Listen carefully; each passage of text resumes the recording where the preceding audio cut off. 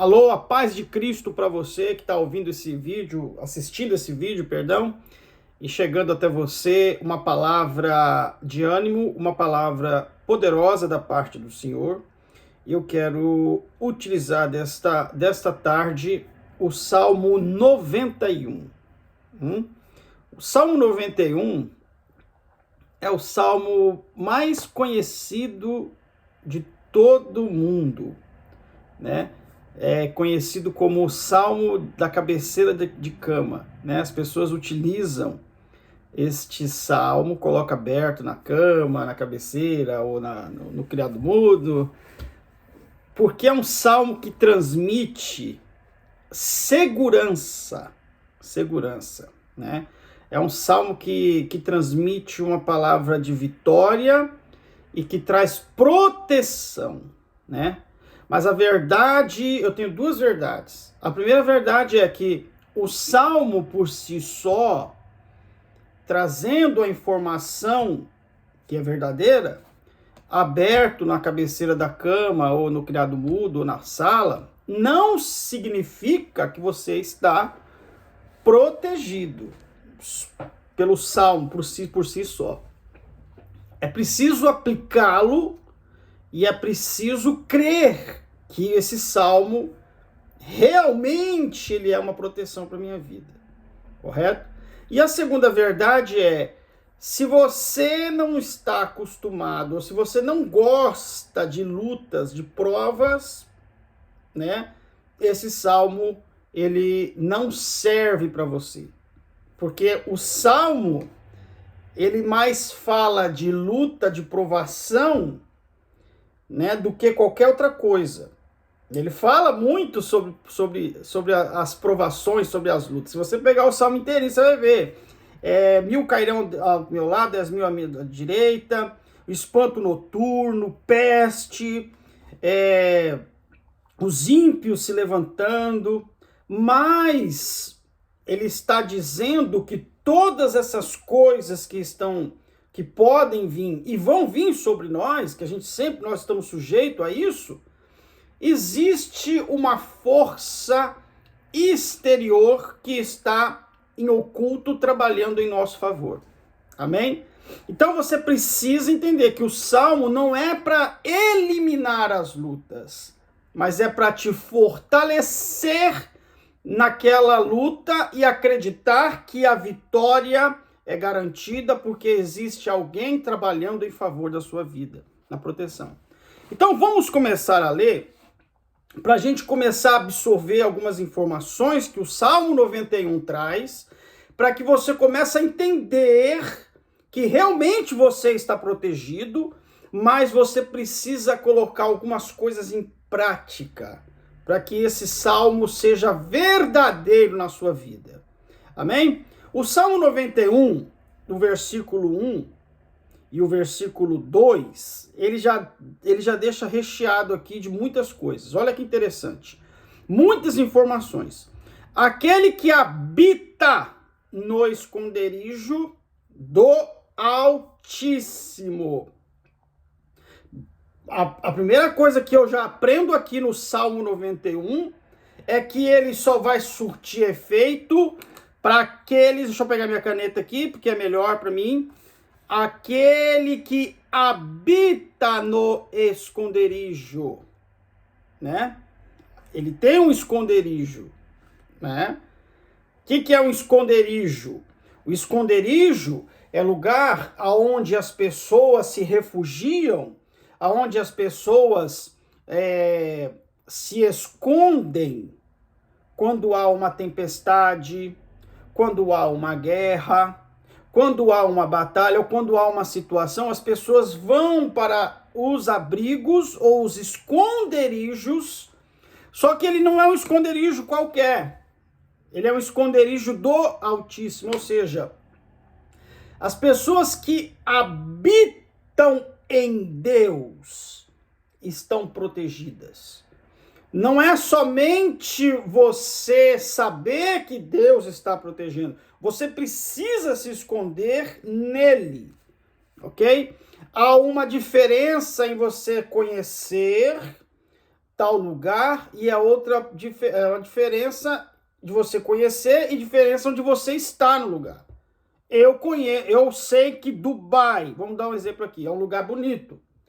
Sei que lá tem praia, sei que lá tem sol, sei que lá é calor, sei que lá é muito bonito. Mas o fato de eu saber, eu sei que tem gente que está me assistindo que já foi lá, sabe mais do que eu. O fato de eu saber que lá é bonito, não faz de mim uma experiência própria de ter ido lá. Você está me entendendo? Eu posso falar da Flórida, eu posso falar de Nova York, mas eu não posso falar de Dubai. Eu sei que Dubai eu conheço pelas fotos, pelos vídeos, mas eu ter essa experiência de ter ido lá a Dubai, eu não tenho. Então, o fato de eu saber não significa que eu conheça. É muito importante a gente saber.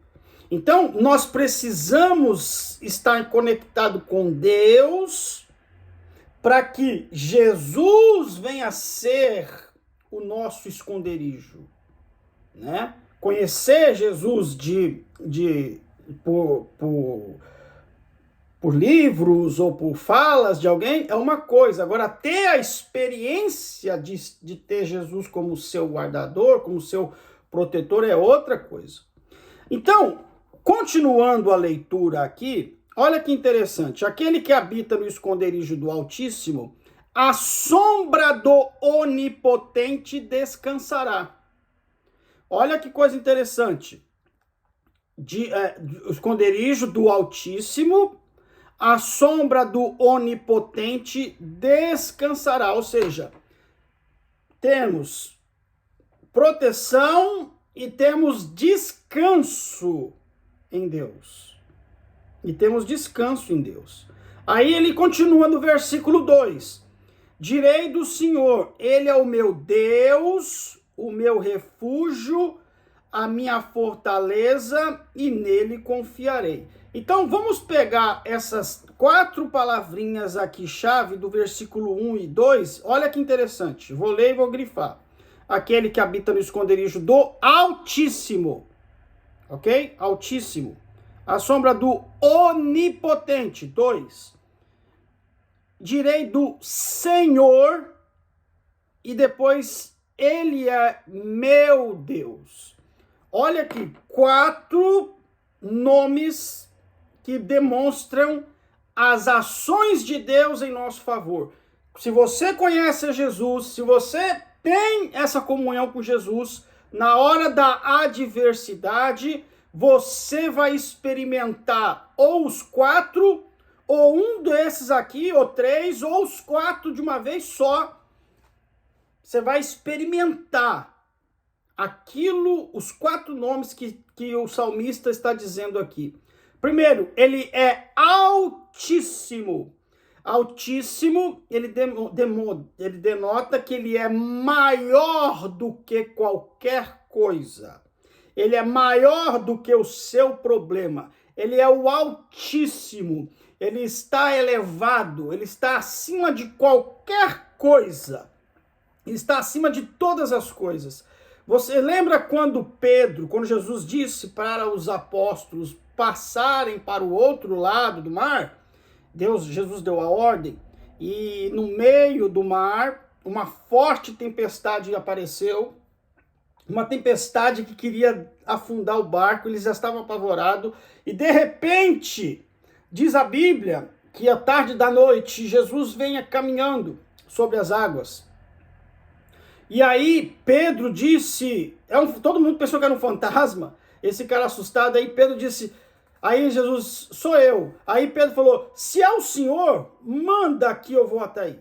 Mande que eu vou até o Senhor. Aí Jesus vem, aí Pedro começou a ir, e no meio, ele olhou para as ondas, que estavam muito fortes, e o que aconteceu? Ele começou a afundar. Aí Jesus pegou na mão de Pedro e caminharam até o mar de volta. Isso é coisa, milagre de Deus. E aí quando ele falou, acalma a tempestade, quando eles entraram no barco, a tempestade se acalmou. Isso aconteceu verdadeiramente na palavra de Deus, foi registrado. E o que ele nos dá a lição? Nos dá a lição que Jesus estava acima da fúria da natureza, né? E essa fúria da natureza, que lá sendo o mar, representa para nós as adversidades da nossa vida. Quando nós confiamos em Cristo, as tempestades são aplacadas pelo poder da tua voz, pelo poder do teu querer, pela reação da sua fé. Então, as tempestades da vida são apaziguadas pelo poder desse Altíssimo Deus maravilhoso. Afinal de contas, foi ele que criou, né, a natureza. Aí depois ele vem a sombra do onipotente. O que é onipotente? Onipotente ele demonstra que ele tem todo o poder. Ele é o todo-poderoso. Se ele já é acima de tudo e ainda tem o poder e o domínio sobre todas as coisas, se você estiver guardado no esconderijo do Altíssimo, com certeza o poder de Deus será manifestado na sua vida para que você possa entender que quem está no controle é o Todo-Poderoso. Então, o Todo-Poderoso trará sombra à sua vida. Ele trará sombra na sua vida. Ele trará descanso na sua vida. O Todo-Poderoso. Aí, continuando, ele falando sombra, a sombra do Onipotente descansará, refrigério, paz, tranquilidade na hora da adversidade, sabendo que a guerra, ela pode estar por fora, externa, mas dentro de você está uma paz, aquela confiança de que tudo no final vai dar certo. É isso. O fato de Deus ser onipotente ou altíssimo, ele não significa ausência de batalha. Muito pelo contrário. O Salmo está dizendo que terá, mas você está protegido pelo poder e pela sua alteza. Amém? Agora, no segundo versículo diz assim, direi do Senhor. Ou seja, o que Deus é na sua vida? Senhor. O que é Senhor? Ele dá a diretriz, ele dá o caminho, ele dá o mandamento. Quando ele é Senhor da nossa vida, quando ele é dono da nossa vida, ele passa a nos orientar e cabe a nós a obedecer aquilo que ele é. Nós, como cristãos, nós somos servos do Altíssimo, servos de Deus. Então, quando Deus, é bem verdade que a gente às vezes escorrega, a gente erra e a gente sempre vai quebrar a cara. Mas quando Deus, ele fala uma coisa e nós submetemos aquela, que eu já acabei de dar o exemplo de Pedro. Pedro, vem até mim, Jesus falando. E ele foi. Pedro teve fé, coragem, ele obedeceu, ainda que pareça absurda as coisas que Deus determina na nossa vida, ainda que pareça coisa estranha acontecer na nossa vida.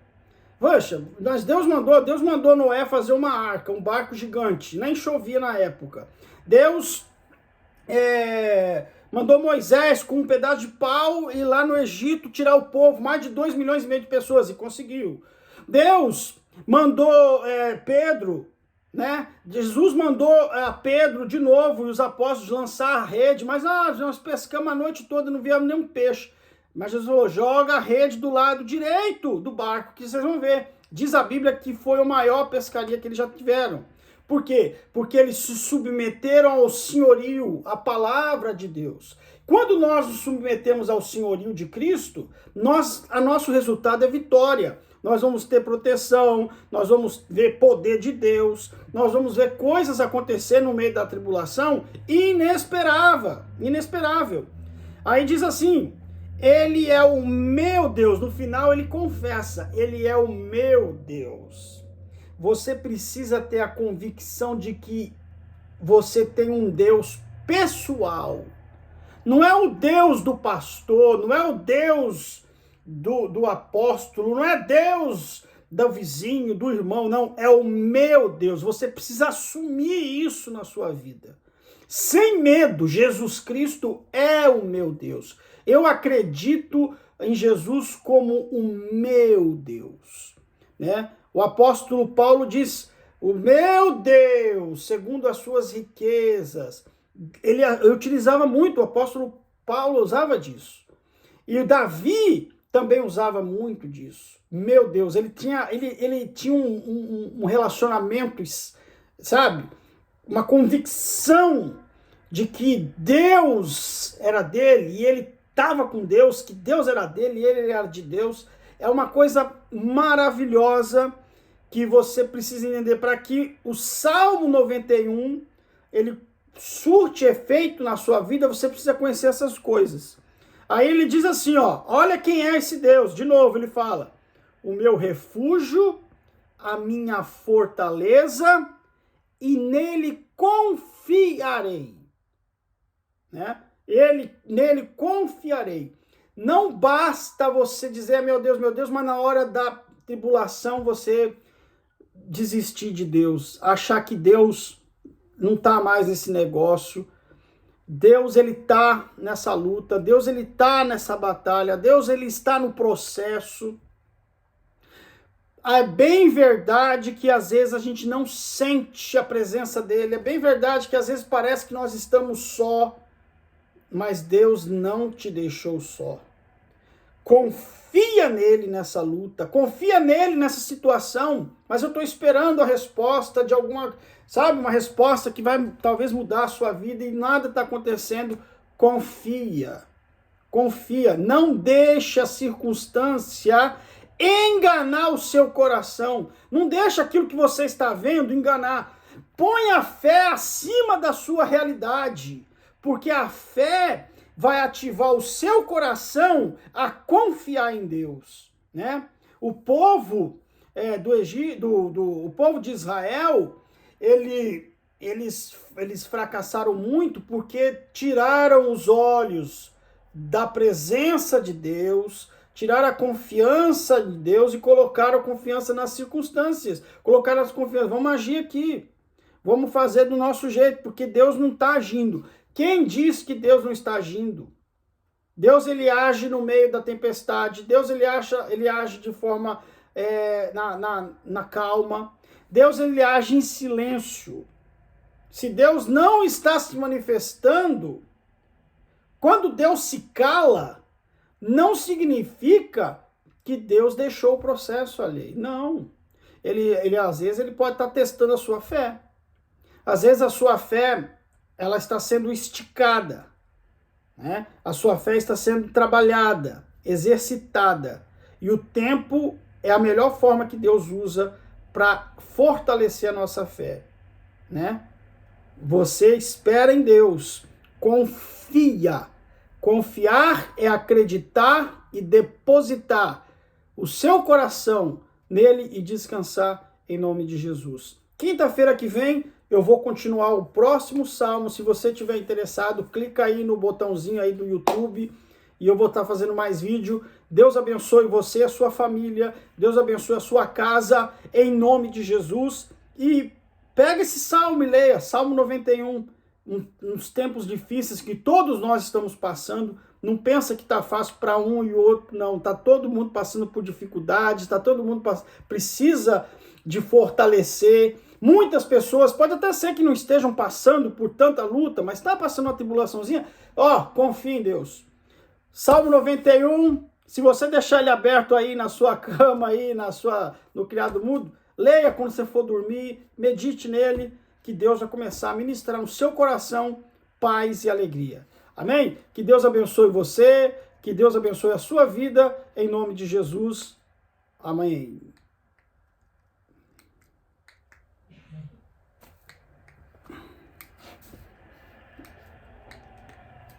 Amém.